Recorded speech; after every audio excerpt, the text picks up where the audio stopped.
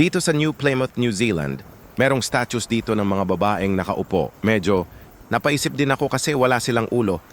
Pilit kong iniintindi kung anong meaning ng art na ito kung bakit sila nakaupo dito. Pero nung umupo ako sa tabi nila, doon ko lang naintindihan ang meaning at ibig nilang sabihin ng art na ito. Ang galing ng artist na nakaisip nito o gumawa nito kung sino ka man, mabuhay ka. Try nyo din umupo sa tabi nila makikita nyo at maintindihan nyo kung bakit sila nandun.